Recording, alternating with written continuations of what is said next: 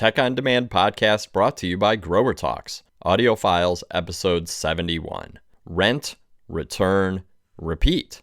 From the January 2026 issue of Green Profit magazine, written by Neil Anderson, narrated by Bill CALKINS. Rent, Return, Repeat. How many times do you think Blockbuster rented out The Little Mermaid or Ghostbusters before those VHS tapes finally gave out? Probably hundreds. At roughly $4 a rental, that's about $1,200 of revenue from a $20 tape. That's a pretty good margin, right? Now, I know the video store industry didn't exactly adapt fast enough and went extinct because of it, but stick with me here. Think of plant rentals as the next evolutionary step for the retail garden center. After several boom years, many of us are now facing declining revenue, rising costs, and shrinking profit. Plant rentals offer one potential path to reverse that trend. Because what's better than selling a plant for $100? Selling the same plant multiple times. At Gardens of Babylon, we've turned this concept into a real business driver. In just over 2 years, we've added an entirely new revenue stream that's grown our top line,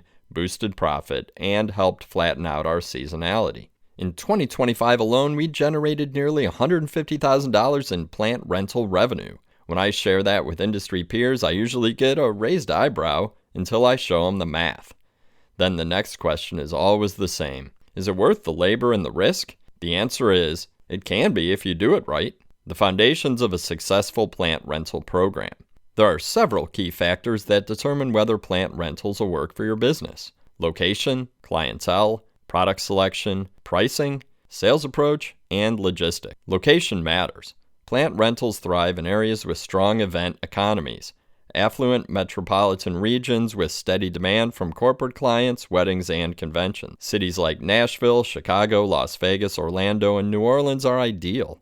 Rural garden centers, unfortunately, just won't see enough demand to make it worthwhile. Sorry, Monowee, Nebraska, population 1, this one's not for you. Choose the right plants. Your rental material should be durable, adaptable, and able to handle low light, transport, and the occasional bit of neglect. Lean on reliable foliage plants. Sansevieria, Ficus, Schefflera, and Strelitzia are all winners. Avoid delicate bloomers like roses or peonies unless it's for a specific request at full retail. For example, one of our large corporate rentals requested 100 6-inch roses for table arrangements. We knew they wouldn't survive a second rental, so we charged full retail and added an easy $2,500 in revenue to the project. Some of my favorites, Boston ferns. We've rented the same ones more than 15 times this year and they still look great. Over time, you'll learn which plants are your blockbuster hits.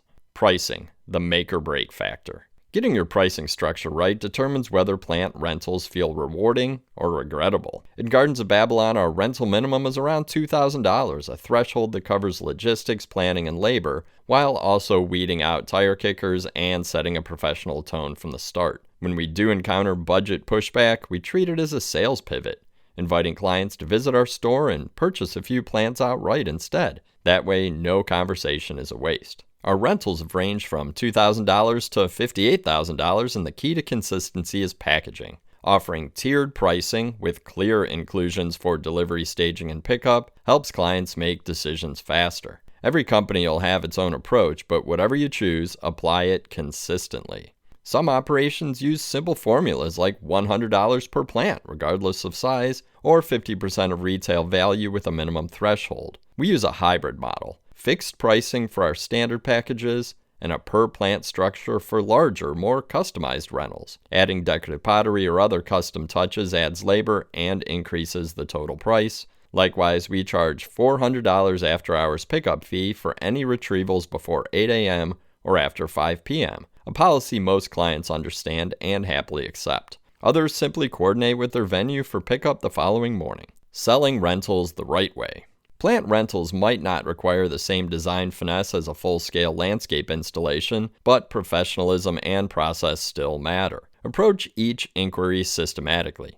Research the client and understand their vision. Come prepared with visuals or collateral. Be transparent about your timelines, pricing, and expectations. Leverage technology to build trust early. Tools like Zoom or Google Meet allow you to put a face to the name, which helps clients connect. Platforms like Canva make it easy to create clean, branded proposal PDFs.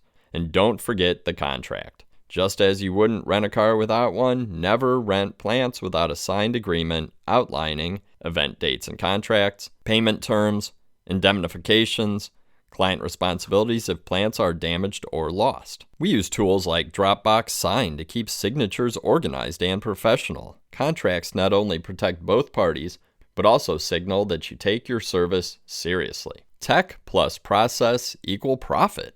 Plant rentals succeed when you blend horticultural knowledge with operational systems. For us, that's meant building checklists for every stage: proposal, prep, delivery, staging, pickup, and post-event inspection. We also inventory before and after each rental, track repeat use plants, and rotate stock to keep things fresh. Using technology to streamline quotes and proposals saves hours of back and forth. Clients appreciate fast, clear communication and visuals that help them picture the final setup.